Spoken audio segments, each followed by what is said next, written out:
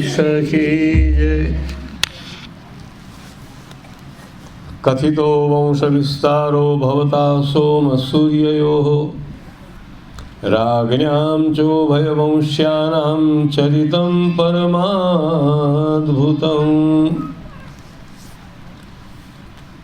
ઘણા સમયથી જેની આપણે પ્રતીક્ષા કરી રહ્યા હતા, યુગો યુગોથી, અને પ્રભુએ પણ પહેલાના, બહુ જ પહેલાના સમયમાં જે વરદાનો આપ્યા હતા એને ફલિત થવાનો આ સમય આવ્યો છે.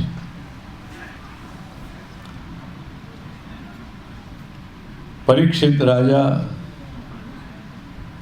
સુખદેવજીને દશમ સ્કંદના આરંભમાં હવે કૃષ્ણ કથા માટે પ્રશ્ન કરે છે, વિનંતી કરે છે.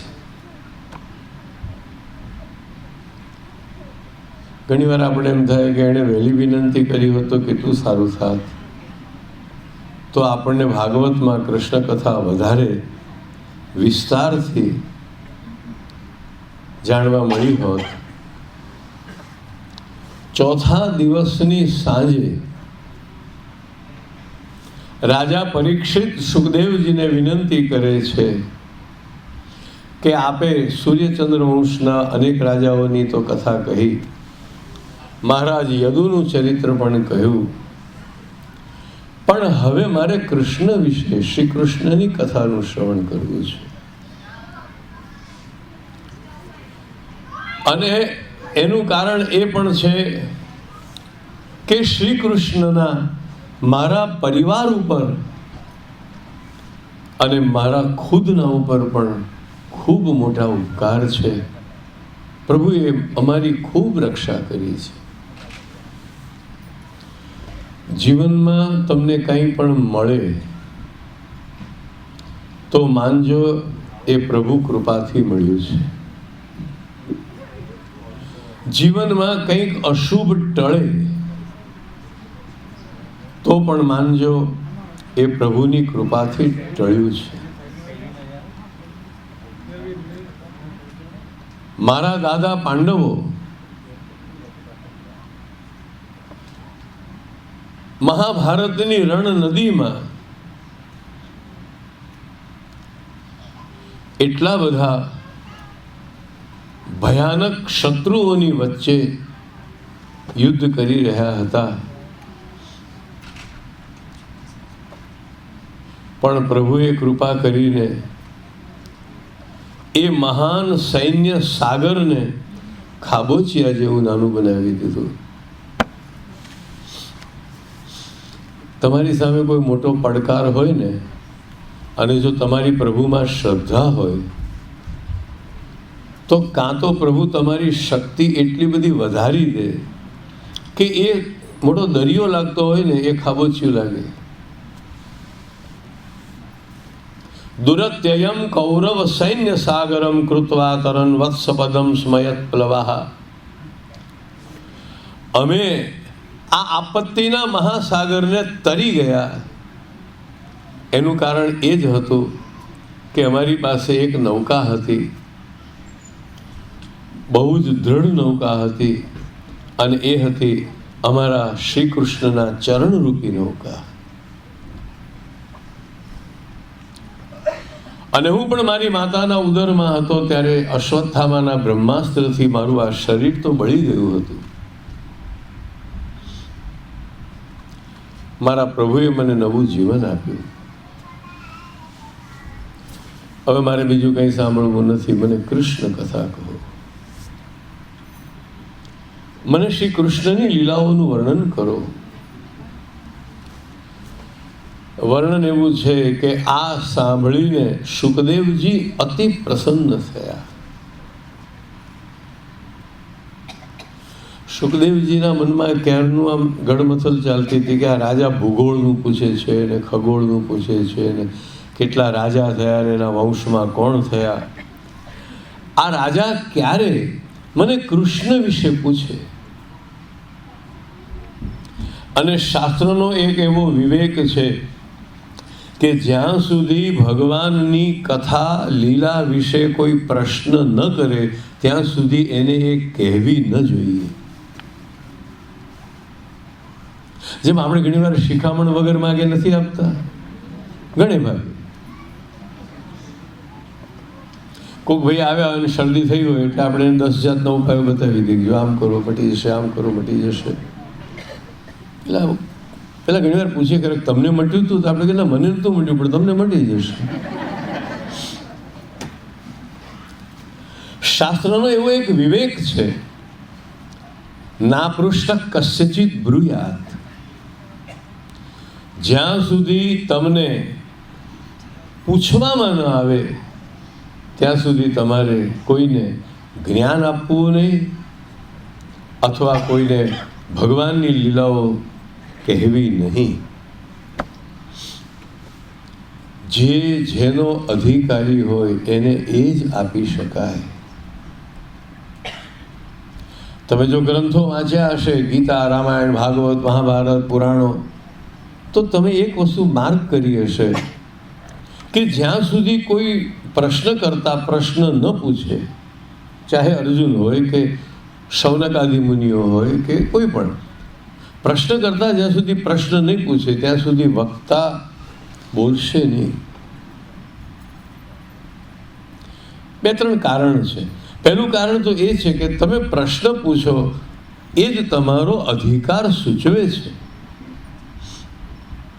ચલો, તમને કેમ મન થયું કે શ્રાવણ માસમાં ભાગવત કથા સાંભળવી છે? તમને મન થયું કે શ્રાવણ માસમાં ભાગવત કથા સાંભળવી છે, એ તમને જે ઈચ્છા થઈ એ જ તમારો અધિકાર સિદ્ધ કરે, એ જ બતાવે છે કે તમે કથાને માટે યોગ્ય છો. નહીતર તમારા મનમાં આ ઈચ્છા જાગી જ ન હોત. પ્રશ્ન મનુષ્યની પાત્રતા સિદ્ધ કરે છે.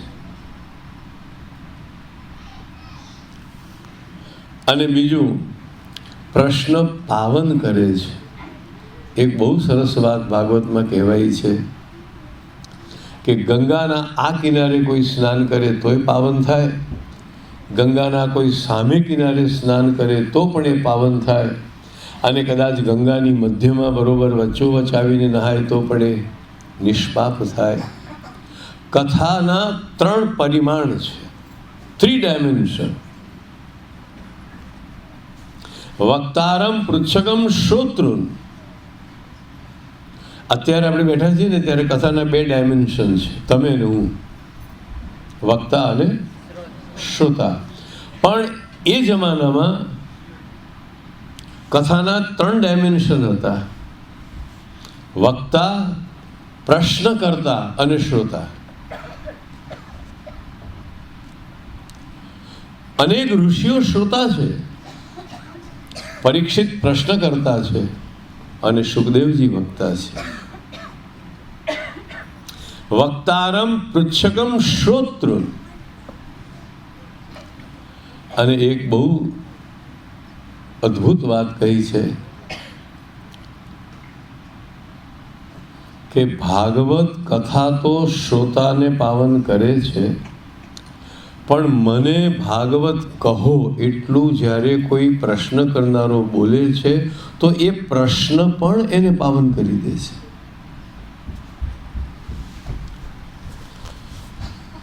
આ થોડોક અવાજ વધારજો ભાઈ. કથા 3ને પાવન કરે છે. આ ઘાટ ઉપર નહાય, સામેના ઘાટ ઉપર નહાય કે મધ્યમાં.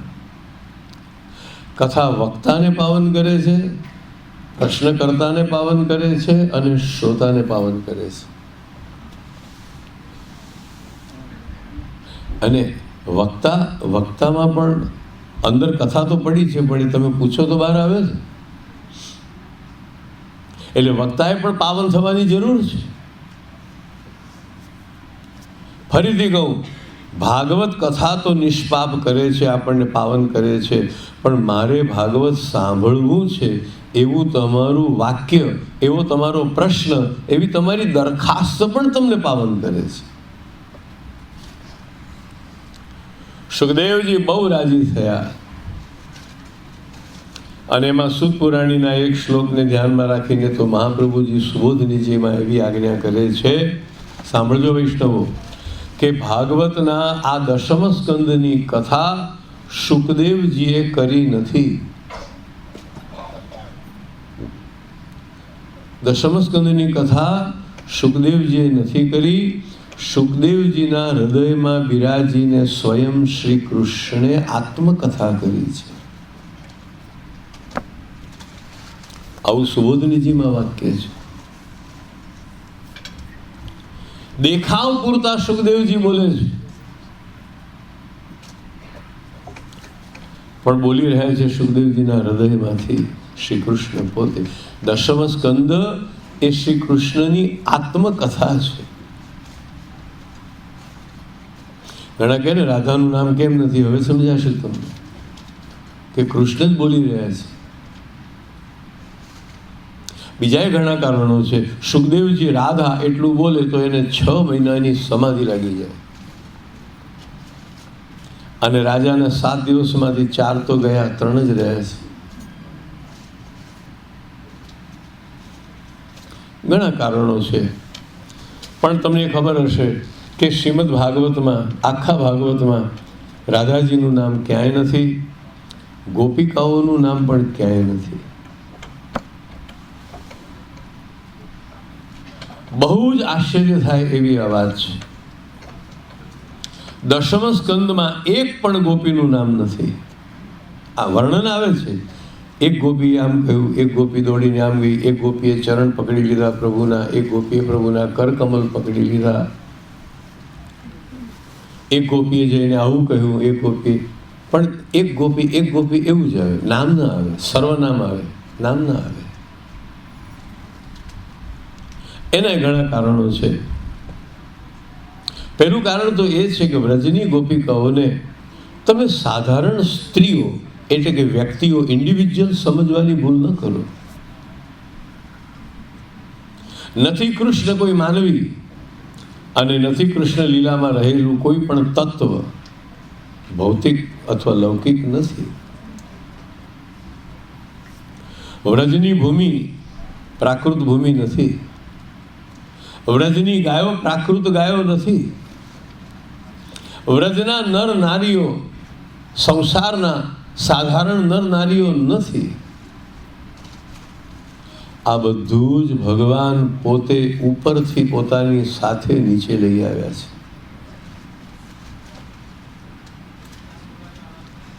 આખું ગોલોક લઈને પ્રભુ નીચે ઉતાર્યા છે. વ્રજના મહાત્મામાં એવું કહેવાય છે કે જે 84 કોષ છે ને એ આ ભૂમિનો ટુકડો નથી, એ ગોલોકનો ટુકડો છે.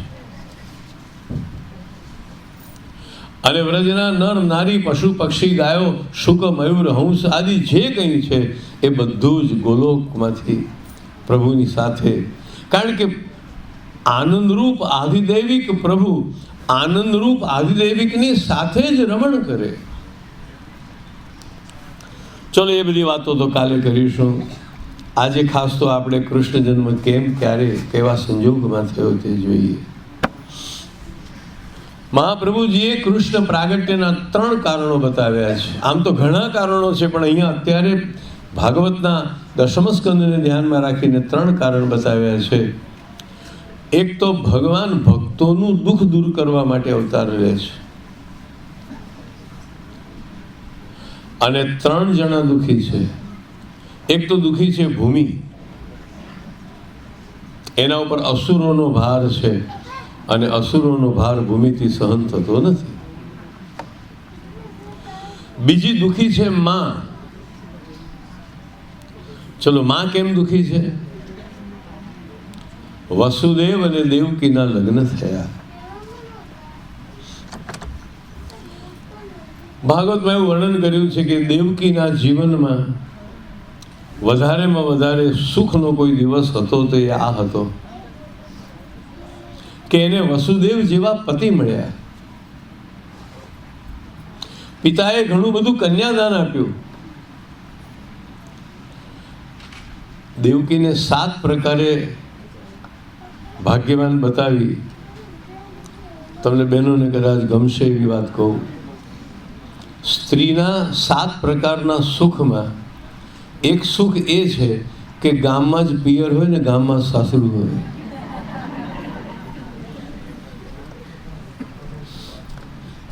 તમે કહો અમેરિકામાં તો એવું ક્યાં થાય?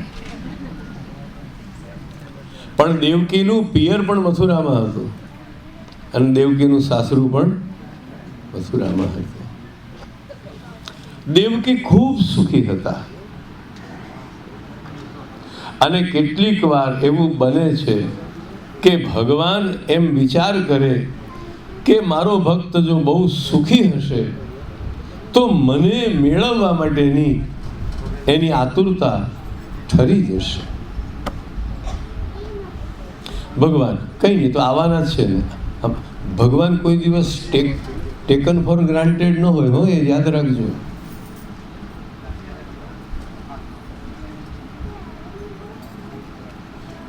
મળશે જ ને, મળવાના જ છે ને. કેમ નહીં મળે? આ પ્રકારે કોઈ દિવસ કોઈને મળ્યા નથી. એટલા માટે પોતે અવતાર લેતા પહેલા પ્રભુ ભક્તોને પારાવાર દુઃખ આપે છે. દુઃખ તો પ્રભુને પધારવાનું દ્વાર છે. તમે જુઓ, ભૂમિ દુઃખી છે. અને મેં તમને આ પહેલા કહ્યું હતું, કદાચ આજે જ કહ્યું હતું કે પોકારથી ભગવાન નથી પધારતા, આર્તનાદથી પધારે છે. રોમ રોમ જ્યારે વ્યાકુળ થઈ ઉઠ્યું હોય. એક જ દાખલો આપું તો કદાચ તમને સમજાય. માછલીને પાણીમાંથી કાઢી લો, પછી એને શાંતિ, આરામ, સ્વસ્થતા એ બધું રહે ખરું? જળમાંથી કાઢી લીધા પછી માછલીની જે સ્થિતિ થાય એ સ્થિતિ આપણી જો પ્રભુના વિરહમાં થાય તો આપણને પ્રભુના દર્શન થાય.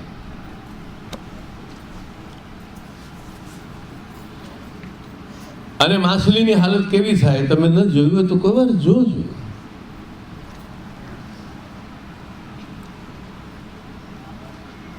આત્મા, મન, પ્રાણ, શરીર, આંખો, હાથ, પગ, આખું અસ્તિત્વ જ્યારે પ્રભુના વિયોગમાં અતિ વ્યાકુળ બની જાય. એટલા માટે ભગવાને ભક્તોને પહેલા દુઃખ આપ્યું છે. પણ એક વાત સાંભળો, આપણામાં અને આ બધા ભક્તોમાં એક મોટો તફાવત એ છે કે એમને ભગવાને ઘણું દુઃખ આપ્યું અને પછી દુઃખ દૂર કર્યું.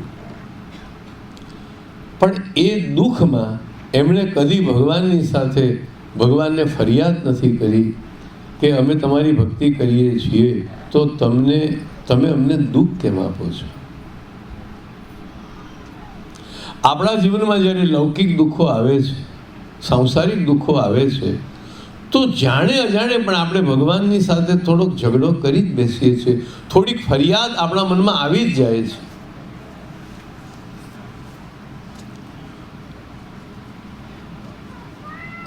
આપણે એમ પણ થાય કે મારો કયો વાંક છે કે પ્રભુ આ દુઃખ મને પડે છે.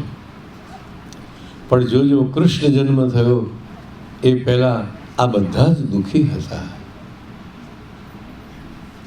ભૂમિ દુઃખી હતી, એનાથી અસુરોનો ભાર સહન નથી થતો. દેવકી તો સુખી હતા, પણ એક ક્ષણમાં એ સુખ આખું નષ્ટ થઈ ગયું. કથા તમે વારંવાર સાંભળી છે. વિદાયની વેળા આવી, દેવકીને ખૂબ કન્યાદાનમાં બધું મળેલું. કંસને દેવકી બહુ વાલી હતી. કૈકેયીને પણ રામ બહુ વાલા હતા. પણ ભગવાનની લીલા બહુ અટપટી છે. કંસે વિચાર કર્યો કે મારી બહેન પાસે આટલો બધો વૈભવ છે અને રસ્તામાં કોઈ એને લૂંટી લે, રસ્તામાં કોઈ એને સતાવે, તો હું જ મારી બહેનને વિદાય આપવા જાઉં, હું જ એને મૂકી આવું. અને કંસ તો એટલો બધો પરાક્રમી હતો કે કંસ જ્યારે બેઠો રથ ચલાવવા માટે તો ઘણાને તો સારું લાગ્યું કે હવે કોઈ વાંધો નહીં આવે, હવે આપણા દેવકી હેમખેમ સાસરે પહોંચી જશે. અડધે રસ્તે પહોંચ્યા પણ ખરા, અને ત્યાં તો આકાશવાણી થઈ, અરે મૂર્ખ, તું જે દેવકીને લઈ જાય છે એનો જ 8મો ગર્ભ તારા પ્રાણ હરી લેશે. તમને એમ થાય કે આ ક્યાં ઉપાધિ ઊભી કરી? બિચારા શાંતિથી જતા હતા, કોઈ ગડબડ હતી નહીં. આખો વિવાહનો પ્રસંગ હતો, આખો મોટો ઉત્સવ હતો. Everybody was happy. દેવકી પ્રસન્ન છે, વસુદેવ પ્રસન્ન છે, કંસ પ્રસન્ન છે. અચાનક એક આકાશવાણી થાય છે અને મહા અંધકાર છવાઈ જાય છે. આ શા માટે આકાશવાણી ભગવાને કરાવી? આપણી ભાષામાં કહીએ તો પેટ છોડીને પીડા ઊભી કરી. અને બીજી વાત, કોઈ બુદ્ધિશાળી માણસ પણ આવું ન કરે કે જે મારવાનો હોય એ પહેલેથી કહી દે કે હું તને મારવાનો છું. હજી વસુદેવ દેવકીના લગ્ન થયા છે, દેવકી પતિના ઘરે પહોંચ્યા પણ નથી, અને આકાશવાણી થાય કે આનો 8મો પુત્ર તને મારશે. આટલી બધી ઉતાવળ શી હતી?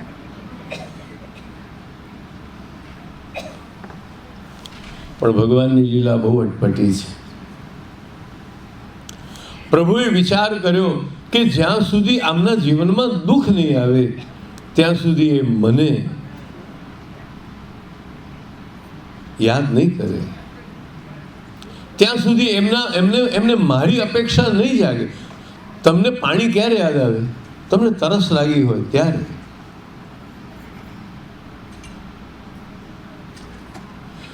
આમ તરસ નહીં લાગી હોય તમને પાણી યાદ નહીં આવે. પાણી પાણી પાણી એવો અંદરથી અવાજ નહીં નીકળે. પણ જેવી તરસ લાગશે એમ થશે ક્યાંકથી પાણી આવે, ક્યાંકથી પાણી મળે. પ્રભુ પહેલા આપે છે વિપત્તિ.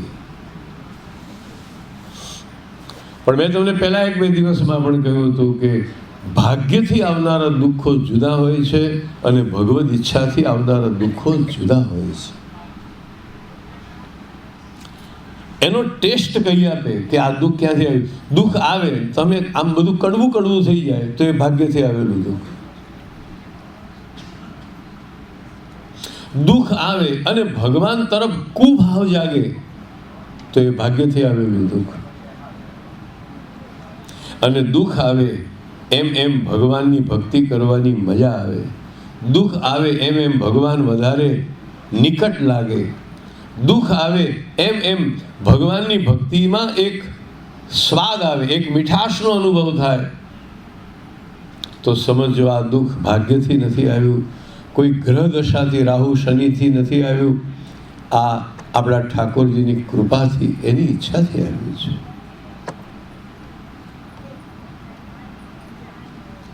અને ભગવદ ઈચ્છાથી આવેલું દુઃખ ભગવદ ઈચ્છા વિના દૂર નહીં થાય.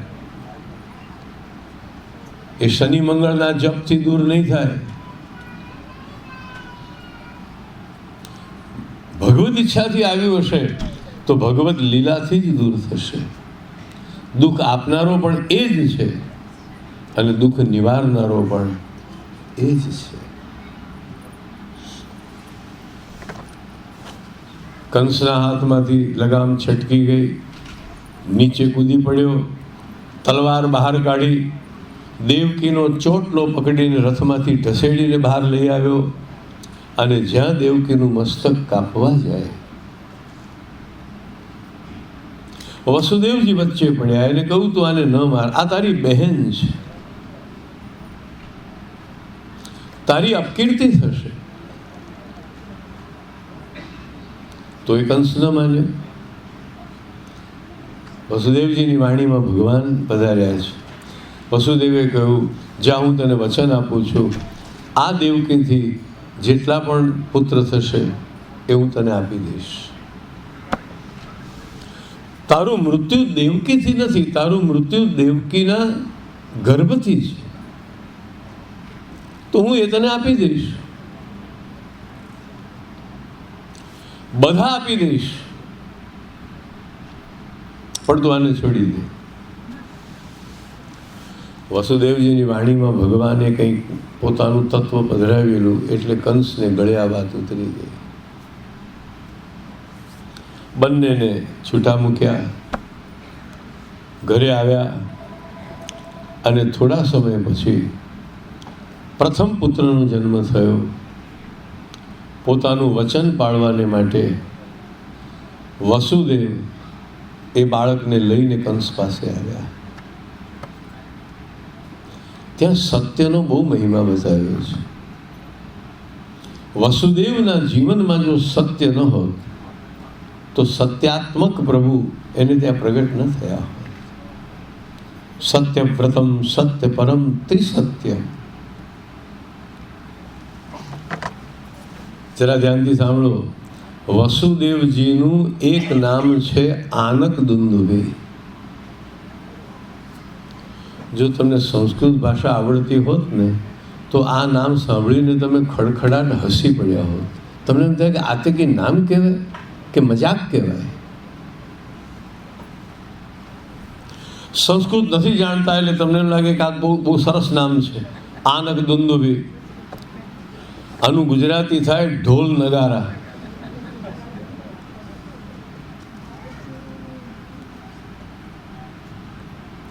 કોઈ ભાઈને પૂછે તમારું નામ શું ને એમ કે ઢોલ નગારા, તો મજાક ન લાગે. અને વસુદેવ જેવા મહાત્માનું આવું નામ ઢોલ નગારા.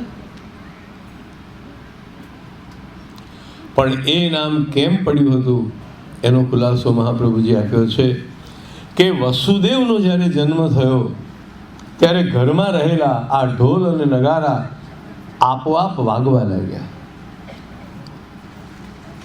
હવે આપોઆપ તો વાગે જ નહીં, દેવોએ વગાડ્યા. એમની મેળે તો ન વાગે, કોઈ વગાડતા તો જોઈએ ને, દેવોએ વગાડ્યા. એટલે દેવો વગાડનારા દેવો દેખાતા નતા, પણ ઢોલ નગારા વાગે છે દેખાતું હતું. અને તેથી વસુદેવજીનું એક નામ પડ્યું આનક દુંદુભી.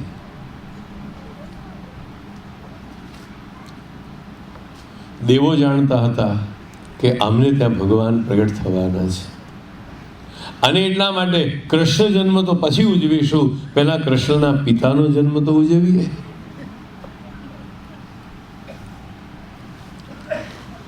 વસુદેવજીએ પ્રથમ સંતાન લાવીને કંસની સામે મૂક્યું. કંસે કહ્યું, અરે મહારાજ તમે ખરા છો, આકાશવાણી તો 8માની થઈ હતી, અને હું શા માટે મારું, લઈ જાઓ પાછો. દેવકી રાજી થયા. હાશ, એનો અર્થ તો એ થયો મારા 7 દીકરાઓને નહીં મારે. વસુદેવજીએ કહ્યું, કંસનો ભરોસો ન રાખો.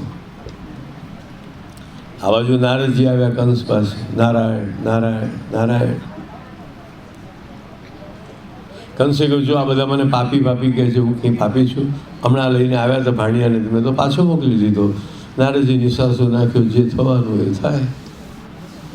કે મહારાજ મેં કંઈ ભૂલ કરી? હવે જે થઈ ગયું તો થઈ ગયું, ભૂલ કરી હોય તો હવે શું થવાનું હતું? ના ના ના ના ના, એવું નહીં, જરા કોને કૃપા કરીને મારાથી કંઈ ભૂલ થઈ ગઈ હોય તો હું સુધારી દઉં. તો કે આકાશવાણી એવી થઈ હતી કે 8માનું, પણ એવું બોલ્યા હતા કે પહેલેથી 8મો કે છેલ્લેથી 8મો. નારદે કંસને દેવવાણીમાં પણ શંકા પેદા કરતો કરી દીધો. ચલો, દેવકીને મારવા કેમ તૈયાર થયો? આકાશવાણી સાંભળીને જ ને. આકાશવાણીને સત્ય માનીને એ દેવકીને મારવા તૈયાર થયો. તો નારદજીએ એ આકાશવાણીમાં પણ સંદેહ પેદા કરી દીધો. શું બોલ્યા હતા? અષ્ટમો ગર્ભ. હવે કોઈ માણસનું નામ અષ્ટમો પાડી દીધો? માણસનું નામ ન પડાય અષ્ટમ. કંસે કહ્યું, આ તો મારું ધ્યાન ગયું જ નહોતું. સારું થયું તમે મને સાવધાન કર્યો. નારદજી કહે છે, મારું કામ જ આ છે.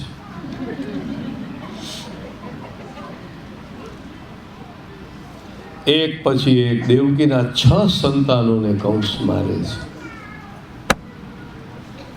ભગવાનના ભક્તોને દુઃખો તો પડ્યા છે ભાઈ, પણ ભગવાનના ભક્તોને સાધારણ દુઃખો નથી પડ્યા, અસાધારણ દુઃખો પડ્યા. આપણે તો અહીંયા આગળ કાંઈ નથી. દરિયામાં તોફાન આવે ને એવું તમારી ચાની રકાબીમાં ના આવે. આવે દરિયામાં જે તોફાન આવે એવું ચાની રકાબીમાં ના આવે, એમ ભગવાનના મહાન ભક્તોને જેવું દુઃખ પડે ને એવું આપણને પડે જ નહીં. આવે ક્યાંથી? એટલું દુઃખ આવે ક્યાંથી? પણ એ નિશ્ચિત છે કે ભગવાનના ભક્તોને દુઃખ પડ્યું છે. પણ દુઃખ આપનારો સાવધાનીપૂર્વક એ પણ ધ્યાન રાખે છે, એ દુઃખ એક પ્રક્રિયા છે. બાળકનું મોં જોવા પણ માને એમને નથી મળતું. માં પણ પ્રસૂતિની પીડામાંથી પસાર થાય છે ત્યારે એને પોતાના સંતાનોનું મુખ જોવા મળે છે. તો ભગવાનનું મુખારવિંદ દર્શન કરવું હોય ને તો પણ એ ભક્તિની, પ્રેમની પીડામાંથી પસાર થવું પડે છે. 7મી વખત બલરામ પધાર્યા છે, શેષનાગ. હવે કંસ એને તો ન મારી શકે, એ તો આખા જગતનો પ્રલય કરનારા છે. એટલે ભગવાને માયાને બોલાવીને આજ્ઞા કરી કે આ ગર્ભને રોહિણીમાં સ્થાપિત કરો. વસુદેવજીને 7 પત્ની હતી, એમાંનું એકનું નામ હતું રોહિણી, એકનું નામ હતું દેવકી. દેવકીના ગર્ભને રોહિણીમાં સ્થાપિત કર્યો. એટલે એક રીતે બલરામ કૃષ્ણના ભાઈ તો છે જ. બલરામને કૃષ્ણના ભાઈ ન ગણીએ ને તો કૃષ્ણ 8મા થાય જ નહીં. અને સાંભળો, કૃષ્ણને 8નો આંકડો બહુ ગમે છે.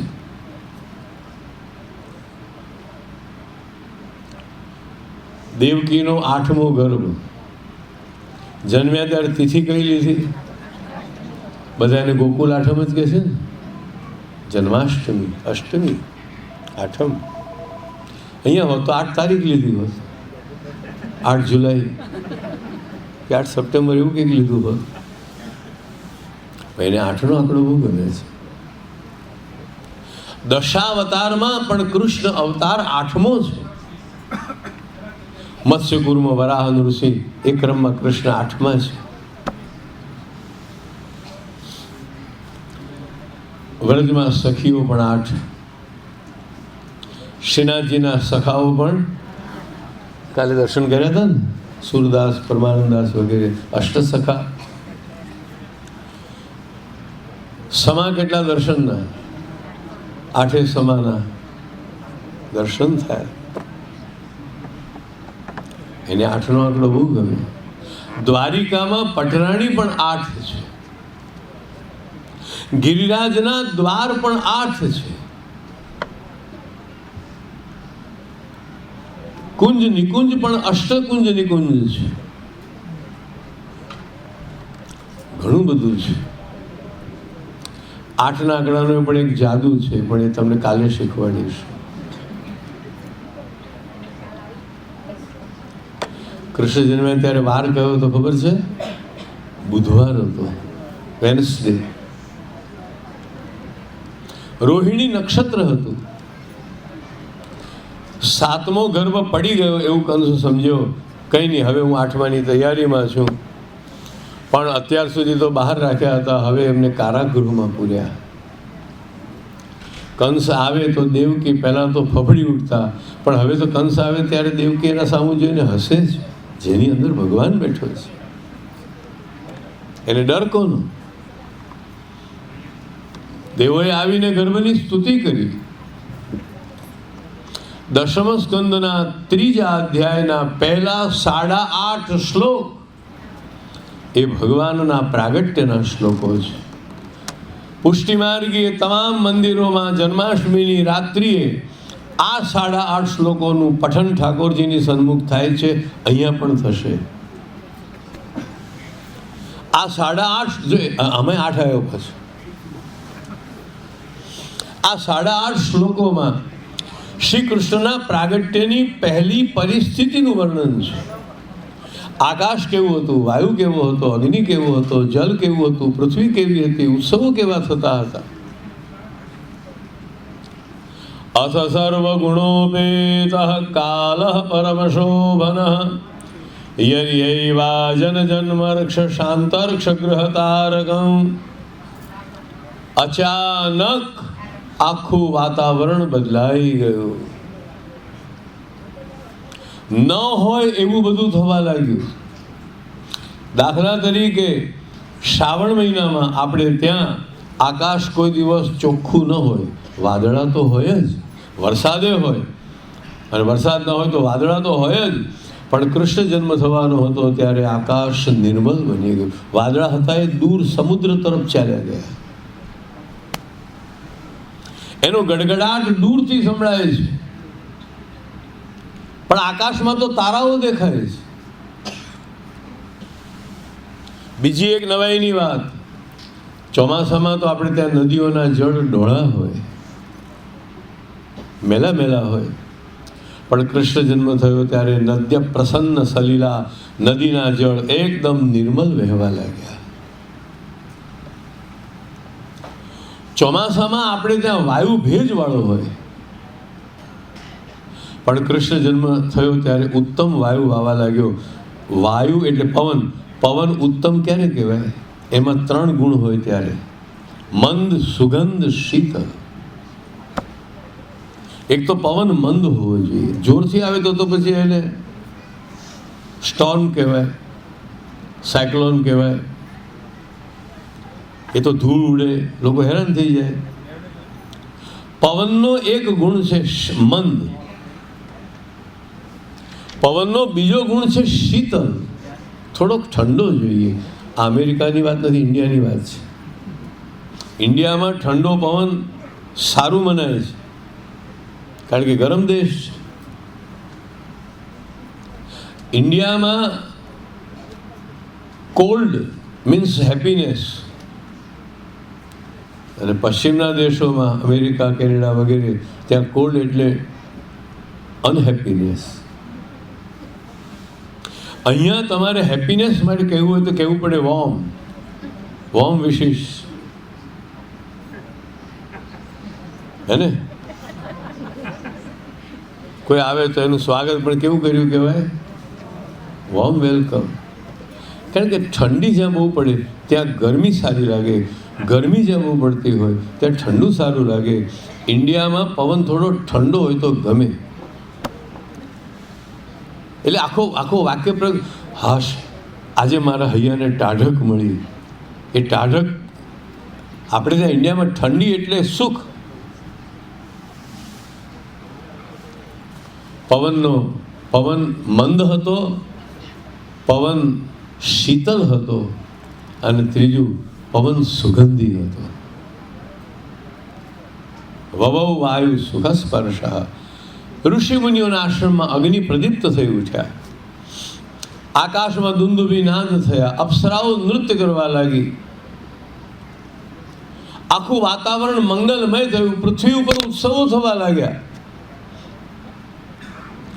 એમ કરતા કરતા એ જમાના, ભાગવતમાં એવું નથી લખ્યું કે રાત્રે 12 વાગે કૃષ્ણ જન્મ્યા. કૃષ્ણ રાત્રે 12 વાગે જન્મ્યા જ નથી, કારણ કે એ જમાનામાં ઘડિયાળો નથી. અવર, મિનિટ, સેકન્ડ એવું કેલ્ક્યુલેશન નહોતું. આ તો પણ 200-300 વર્ષ થયા ઘડિયાળને બનાવે. એટલે આજની આપણી ભાષામાં આપણે એવું કહીએ કે રાત્રે 12 વાગે કૃષ્ણ જન્મ્યા. વાસ્તવમાં કૃષ્ણ જન્મ્યા હતા મધ્યરાત્રિએ. નિશ્ચિત શબ્દ છે એના માટે સંસ્કૃતમાં. પણ 6 વાગે સૂર્યાસ્ત ગણો અને 6 વાગે સૂર્યોદય ગણો, 6 અને 6 તો એની વચ્ચે 12 આવે. બાકી આમ ભગવાન રાહ નતા જોતા, બરોબર હજી 5 મિનિટની વાર છે, હજી 2 મિનિટની વાર છે, બરોબર. જેમ તમે હેપી બર્થડે, અરે આપણે ન્યૂ યર ઉજવો છો, 31મીની રાત્રે આમ રાહ જુઓ છો ક્યારે 12 વાગે, એવું કૃષ્ણ જન્મ્યા નથી. કૃષ્ણ પ્રગટ્યા છે મધ્યરાત્રિએ. અને એ અધિક શ્રાવણ માસના કારણે મધ્યરાત્રિએ ચંદ્રમાનો ઉદય થાય છે.